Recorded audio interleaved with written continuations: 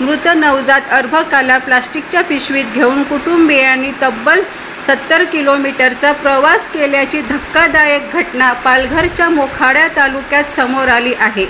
मोखाडा तालुक्यातील गर्भवती महिला अविता सखाराम कवर हिला मध्यरात्री 3 वाजताच्या सुमारास प्रसूती कळा होऊ लागल्या।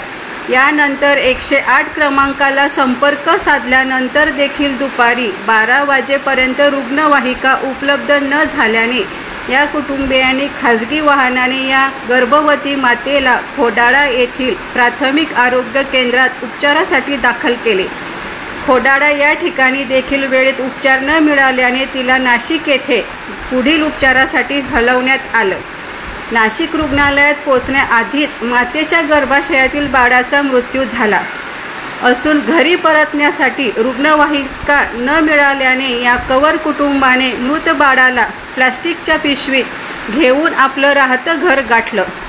या धक्कादायक घटनेनंतर पालघरच्या जव्हार मोखाडा भागातील आरोग्य विभागाचे भीषण वास्तव पुन्हा समोर आल्यावर मागील काळात देण्यात आलेल्या रुग्णवाहिका रुग्णसेवेत वेळेत उपलब्ध होत नसल्याचा आरोप राष्ट्रवादी शरद पवार गटाचे माजी आमदार सुनील भुसार यांनी केला आहे। तर या गर्भवती मातेची वेळोवेळी तपासणी करण्यात आली असून गर्भाशयातील बाळाचा मृत्यूची माहिती प्रशासनाला झाली होती। मात्र नाशिकहून परतताना त्यांनी प्लास्टिकच्या पिशवीत मृत बाळाला आणल्याची माहिती आमच्याकडे नसल्याचं सांगत पालघर आरोग्य विभागाने या प्रकरणात हात झटकण्याचं काम केलं आहे। या जोगलवाडी गावातील सौ अनिता सखाराम कवर यांना 2 दिवसापूर्वी पहाटेच्या 3 वाजता प्रसूती कळा आल्या आणि त्यानंतर तिच्या मिस्टरांनी संबंधित यंत्रणेला कळवलं, त्या घरच्यांनी कळवलं, परंतु दुपारी 12 वाजता खाजगी वाहनानं त्यांना त्या ठिकाणी हॉस्पिटलमध्ये नेण्यात आलं। त्यानंतर तिथून संध्याकाळी 3-4 वाजता दुपारच्या नंतर त्यांना नाशिकला हलवलं आणि या सर्व वेळेमध्ये जो काही दिरंगाई झाली त्यामुळं त्या लहान बाळाचा त्या ठिकाणी मृत्यू झाला। ते बाळ दगावलं। त्यानंतर त्याचं मृतदेह आणण्यासाठी सुद्धा कुठलीही व्यवस्था शासनाने केली नाही। तिथल्या लोकांनी हलगर्जीपणा दाखवून ते बाळ त्यांच्या ताब्यात दिल्यानंतर त्यांनी नाईलाजास्तव त्यांना पैसे नसल्यामुळे ॲम्ब्युलन्ससाठी त्यांनी ते बाळ पिशवीत घालून बसमध्ये आणण्याचं त्यांच्यावर पाळी आली। त्या जे मृत बाळाची जी माता आहे तिलासुद्धा काल घरी पाठवलं, ती सुद्धा बसने आली, तिलाही ॲम्ब्युलन्स दिली नाही। हा सर्व व्यवस्था कशासाठी आहे, यंत्रणा कशासाठी आहे? एवढ्या गाड्या मागच्या काळामध्ये आपण शासनाला दिलेल्या आहेत। या भागामध्ये प्रत्येक PSCला एक नवीन ॲम्ब्युलन्स आपण दिलेली आहे।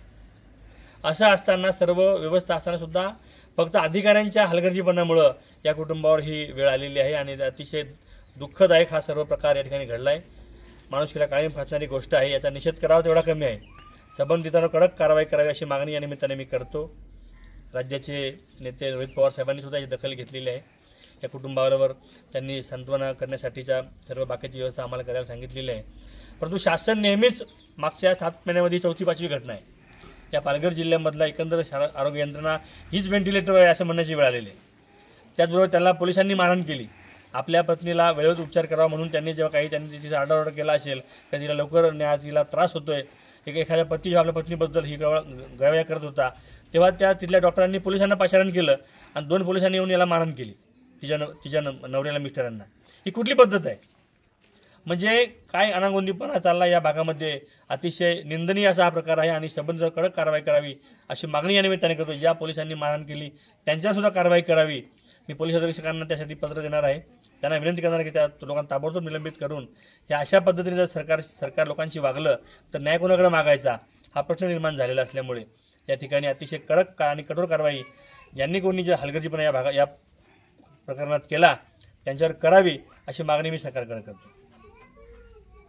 आपल्याकडून आरोग्य विभागामार्फत अशा सुविधांतल्या येण्याची ती गाडी तिथली लोकली हायर केली वेळ जाऊ नये म्हणून। त्या ठिकाणी हायर करून आपण स्वखर्चाने म्हणजे शासकीय स्वखर्चाने तिच्या जोगेवाडीतून आपण प्राथमिक आरोग्य केंद्र खोडाळा येथे आणले आणि खोडाळाहून आपण 108 ची गाडी उपलब्ध करून ती आपण ग्रामीण रुग्णालय मोखाडा इथं प्राप्त केली। त्या ठिकाणी संदर्भ सेवा जी आहे ती रुग्णांवर कुठलाही पदभार नव्हता। ही आरोग्य सेवेने आपल्या विभागाने ते कार्य केलेलं आहे। सर, या दरम्यान ठिकठिकाणी तिची पाहणी तपासणी केली, त्या दरम्यान जे अर्भक आहे त्याचं ते मृत झालं तर इथे लक्षात आलं होतं का? हो, ॲक्च्युली तिचं पोटात दुखणं सुरू झालं ते तिचे सासरे स्वतः आले होते की बाईच्या पोटात खूप दुखतंय.